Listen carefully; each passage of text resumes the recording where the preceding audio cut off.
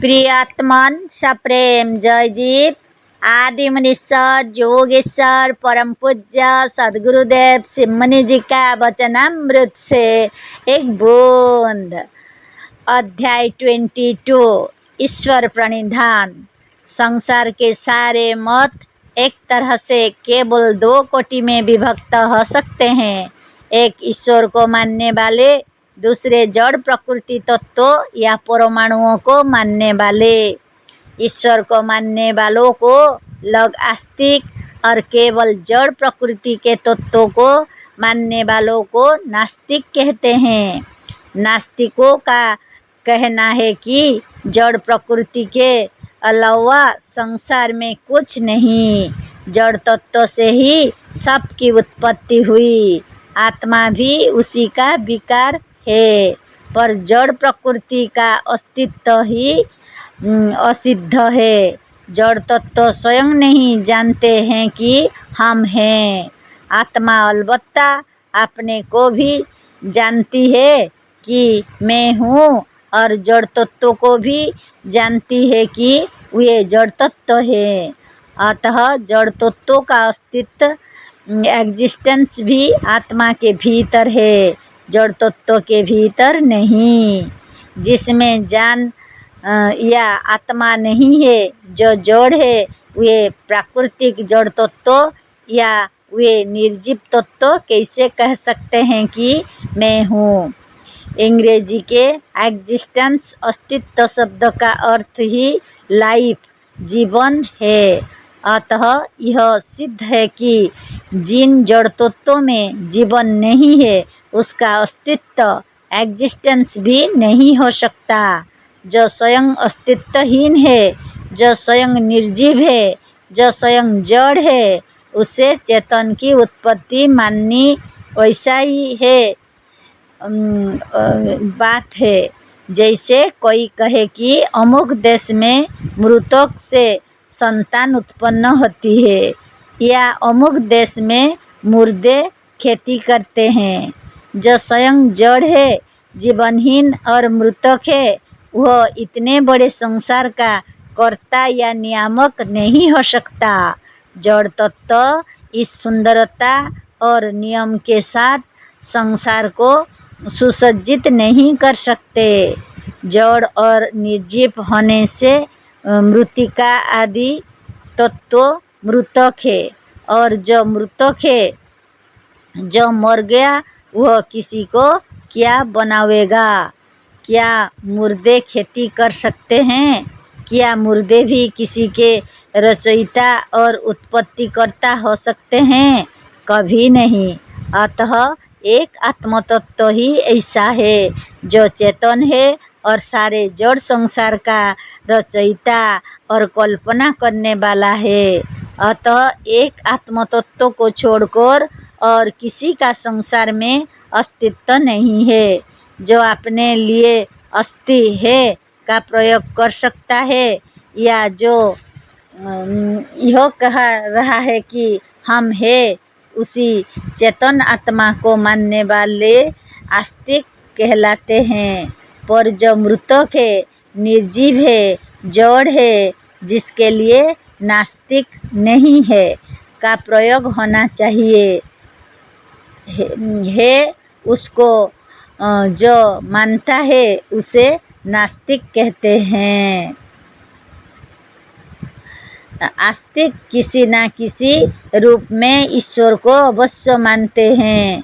आस्तिक कहते हैं कि संसार में एक चेतन शक्ति अवश्य है, जो सारे संसार की कल्पना करने वाले और नियम पर चलाने वाली है। संसार में केवल एक ही प्रकार की चेतन शक्ति है, और इसी चेतन शक्ति को आत्मा कहते हैं। यह आत्मा सर्वशक्तिमान है, इसके पास अपार बल है। इसी से जड़ तत्व में भी बल आता है। जैसे लाठी स्वयं नहीं चल सकती, उसको चलाने वाली आत्मा है, उसी तरह से सारे जड़ तत्व आत्मा के होने से शक्तिमान होते हैं, अपने से नहीं। पर इस रहस्य को अज्ञानी तत्व नहीं जानते। अज्ञानी फैक्ट्रियों और बड़े बड़े विशाल इंजनों का कार्य देखकर चकित होते हैं और कहते हैं कि इन इंजनों के बल के सामने मनुष्य का बल या आत्मबल तुच्छ है। पर ये वैज्ञानी यह नहीं जानते कि इन इंजनों का आविष्कारक, रचयिता, नियंता, प्रेरक और चालक सब जीव ही है, आत्मा ही है या मनुष्य ही है। यदि मनुष्य ना होते तो इन इंजनों का आविष्कार कौन करता, इन इंजनों को कौन बनाता, बनने पर भी इन्हें कौन खड़ा करता और नियम पूर्वक कौन चलाता इंजन को ही क्यों। यदि जीव ना होते तो संसार के सारे जड़ तत्वों को कौन जानता और कौन कहता है कि ये हैं। अतः सारा संसार जीवों के वजह से ही सबका कारण आत्मा या जीव है। पर जीव या आत्मा अपने इस अद्भुत शक्ति और अपार बल से स्वयं अनभिज्ञ है और अपने ही बनाए हुए या रचे हुए सांसारिक पदार्थों और इंजनों को देखकर चकित होता है और अपने को तुच्छ मानता है। ऐसे ही अज्ञानी प्राणियों को जीव कहते हैं और आत्मज्ञानियों को ईश्वर की पदवी मिलती है। जीव में या आत्मा में एक और गुण है, वह यह है कि जीव मनमय होता है, भावनामय होता है, विश्वासमय होता है या कल्पनामय होता है। अतः जो जीव अपने ईश्वरत्व को या सच्चे स्वरूप को ना पहचान कर अपने को तुच्छ, दीन और हीन मानता है, वह साधारण पुरुष ऐसा ही है भी और उसे एक तुच्छ जीव के सिवा और कुछ नहीं कह सकते। पर जो ज्ञानी है ऐसे पुरुष विशेष को ईश्वर कहते हैं, जैसा कि योग दर्शन शास्त्रों के 23वें और 24वें सूत्रों में निम्नलिखित प्रकार से कहा गया है। ईश्वर प्रणिधानाद्वा 23 क्लेश कर्म विपाकाशेर परामुष्टः पुरुष विशेष ईश्वर 24 जैसे अरबी घोड़ा भी एक घोड़ा ही होता है और अरबी घोड़ा अश्व विशेष का नाम है, उसी तरह से पुरुष विशेष का नाम ईश्वर है। जैसे बैल विशेष का नाम सांड है, जैसे बाघ विशेष का नाम नाहर है, जैसे पक्षी विशेष का नाम हंस है, उसी तरह से पुरुष विशेष या जीव विशेष का नाम ईश्वर है। यह ईश्वर आत्मा से अलग कोई दूसरी वस्तु नहीं है। लोग कहते हैं कि ईश्वर आत्मा को नहीं परमात्मा को कहते हैं। हम भी यही कहते हैं। परम और आत्मा इन दोनों के योग से परमात्मा शब्द बना हुआ है। परम का अर्थ है बड़ा, अतः परमात्मा का अर्थ हुआ बड़ी आत्मा या महात्मा। जो अर्थ महा का है वही परम का है। महात्मा को लोग मनुष्य मानते हैं, पर उसी तरह से परमात्मा को लोग मनुष्य क्यों नहीं मानते, यही आश्चर्य है। जैसे बड़ा आदमी भी आदमी ही होता है, उसी तरह से परमात्मा भी आत्मा ही है। जैसे आदमी विशेष को बड़ा आदमी कहते हैं, उसी तरह से पुरुष विशेष को ईश्वर कहते हैं। एक आदमी जब तक यत्न करके अपने मन में बड़प्पन, विशेषता और महानता नहीं लाता है, तब तक वह साधारण आदमी है। और जब वह उस महानता को धारण कर लेता है, जैसे वह बड़ा आदमी कहला सके, तो आदमी से बड़ा आदमी हो जाता है। ठीक इसी तरह से यह पुरुष या साधक जीव जब अपने ईश्वरत्व को पहचान कर या जान कर अपने स्वरूप के ज्ञान को धारण कर लेता है, तो यह पुरुष विशेष या जीव विशेष ईश्वर कहलाता है। इसी प्रकार से ईश्वरत्व की महानता की धारणा को ईश्वर प्रणिधान कहते हैं।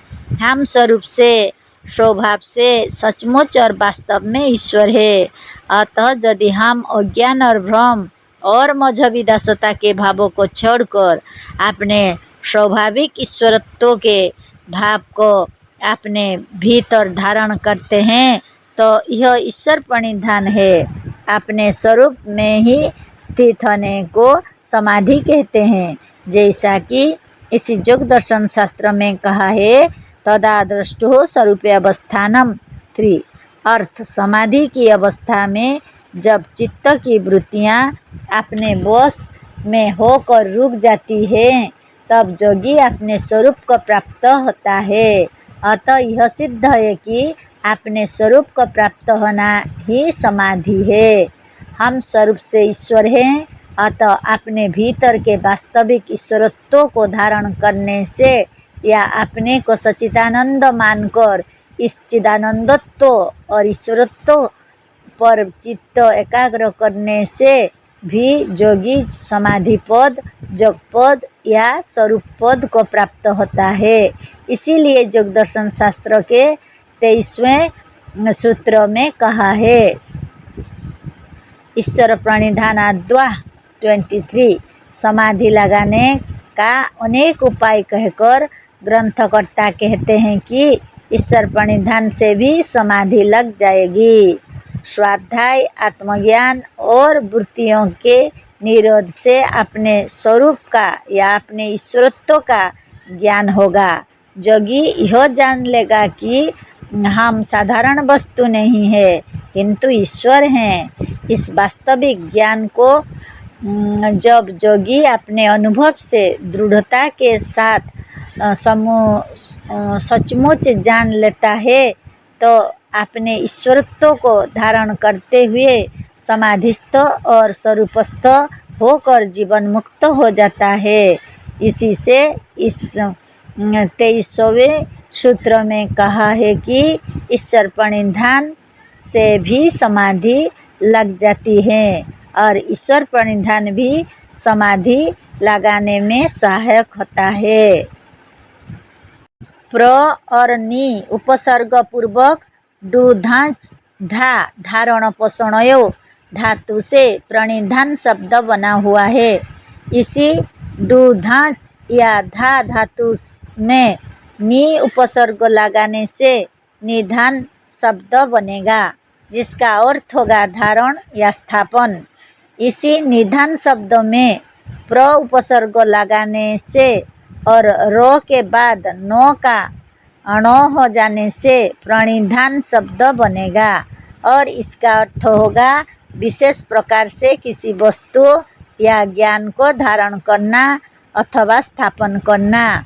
अतः ईश्वर प्रणिधान का अर्थ होगा कि अपनी आत्मा के भीतर अपने हृदय और मन से अनेक प्रकार के मजहबी भ्रमजाल को दूर कर अपने ईश्वरत्व को धारण करना।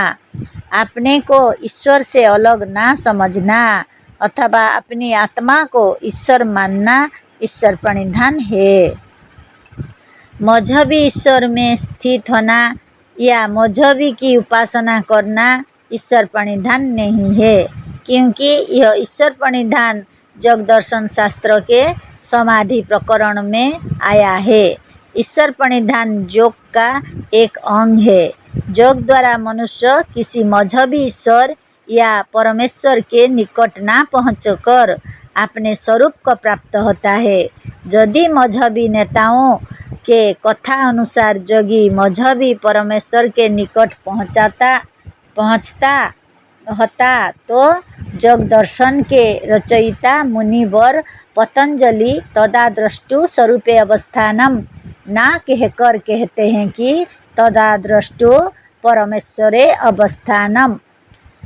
तब योगी की स्थिति परमेश्वर में होगी, पर ऐसा ना लिखकर उन्होंने स्वरूपे अवस्थानम लिखकर मजहबी ईश्वरों को साफ कर दिया है और ऐसा कर दिया है कि कोई विद्वान पूर्वापर खूब विचार के बाद यह नहीं कह सकता कि योगी के योग साधन का फल मजहबी ईश्वर की प्राप्ति है, कभी नहीं। तदाद्रष्टो स्वरूपे अवस्थानम कहकर मुनिवर पतंजलि ने इस बात को खूब स्पष्ट कर दिया कि योगी किसी मजहब ईश्वर को ना प्राप्त होकर इस सच्चे योग द्वारा अपने सच्चे स्वरूप को प्राप्त होता है।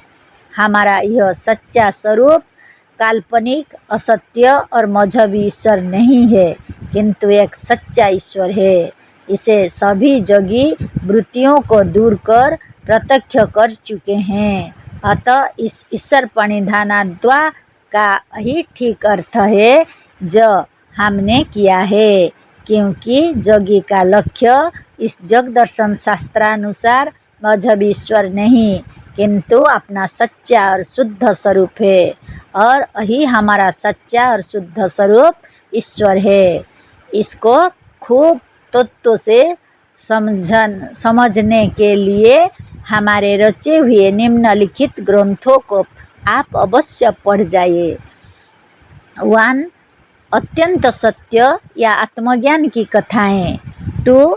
सृष्टि विज्ञान शास्त्र। 3. सत्य, सुंदर और स्वतंत्र विचार। 4. आत्मबल, मनबल और इच्छा शक्ति। इन पुस्तकों का स्वाध्याय कर लेने के बाद आप सरलता के साथ ईश्वर प्रणिधान का पालन, चिंतन या साधन कर सकेंगे।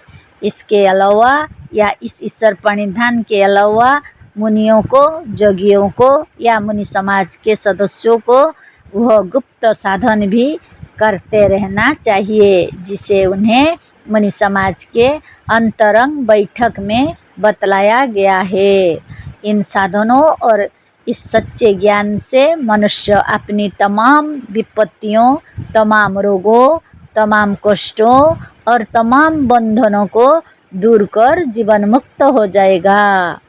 जगदर्शन शास्त्र के रचयिता महर्षि पतंजलि भी इन पुरुषों और मनुष्यों को ही ईश्वर मानते हैं। पर जो मनुष्य योगी नहीं है, जो अपने अज्ञान को दूर कर आत्ममय, आनंदमय नहीं हो गया है, जो योग करके अपनी व्यर्थ की चिंताओं और क्लेशों से परे नहीं है, और जो अपने को ईश्वर ना मानकर एक दीनहीन साधारण जीव मात्र मानता है, वह ईश्वर नहीं है, क्योंकि मनुष्य मनमय है। जो जैसा अपने को मानता है वही वह है। इसी से जगदर्शन शास्त्र के निम्नलिखित सूत्र में कहा गया है कि इस प्रकार का पुरुष विशेष ईश्वर है। देखिए, क्लेश कर्म विपाकाशैर परामुष्टः पुरुष विशेषः ईश्वरः। 24 अर्थ। जिन अशुभ भावनाओं या आशाओं से ऐसे कर्म विपाक, कर्मफल उत्पन्न होते हैं जिनसे अपने को क्लेश हो, उनसे जो अलग हैं, रहित हैं या दूर हैं, ऐसा ही विशेष पुरुष ईश्वर है। मजहब कल्पित भगवान की या किसी की गुलामी और दासता के भावों से अपने स्वरूप की अज्ञानता और अपनी आत्मा की भीतरी आवाज़ इनर वॉइस के अनुसार ना चलने से क्लेशकारक कर्म विपाक के आशय, भावना या आश्रय उत्पन्न होते हैं, जो मनुष्य को अपने ईश्वरत्व से, अपने ईश्वर पद से, अपने निज के सिंहासन से अलग कर देते हैं। पर जो स्वरूपस्थ है, ऐसा योगी पुरुष क्लेशकारक कर्म विपाक के आशयों को नष्ट करके जीव से ईश्वर की पदवी को धारण करता है, जीवत्व से ऊपर उठकर ईश्वरत्व को धारण करता है। इस विषय को हमने अपने वेदांत सिद्धांत सत्य, सुंदर और स्वतंत्र विचार, निरोग होने का अद्भुत उपाय तथा आत्मबल, मनबल नाम के ग्रंथ में बड़े विस्तार के साथ समझा दिया है। उपयुक्त पुस्तकों का बार बार स्वाध्याय और मनन करके सच्चा ज्ञान धारण करने से मनुष्य तमाम दुखों, विपत्तियों, रोगों, चिंताओं, निर्बलताओं और क्लेशों से छूटकर आनंदमय, सुखी, मुक्त और ब्रह्म स्वरूप हो जाता है। भ्रमपूर्ण मजहबी किताबों, जिन्हें मजहबी लोग खुदा की बनाई हुई समझते हैं, सब युक्तिहीन, बुद्धि विरुद्ध, अप्रामाणिक और झूठी बातों से भरी हुई हैं। मजहबी पुस्तकें मनुष्य जाति को गुलामी, दासता, नरक या दखच की ओर ले जा रही हैं। मनुष्य जाति को अति शीघ्र इन पुस्तकों को फेंककर मजहब रूपी दुखदायी जेलों से, जिसमें आप अपनी खुशी से बंद हैं, निकल जाना चाहिए। सच्ची मुक्ति की प्राप्ति के लिए और हर तरह के बंधन से छूटकर पुनः स्वतंत्र, स्वाधीन, निरोग और आनंदमय होने के लिए आवश्यक है कि आत्मज्ञान संबंधी जो हमारे ग्रंथ है, उनके कुछ पृष्ठों का क्रम से नित्य थोड़ा थोड़ा विचार के साथ पाठ किया जाए। ओम जय जीव।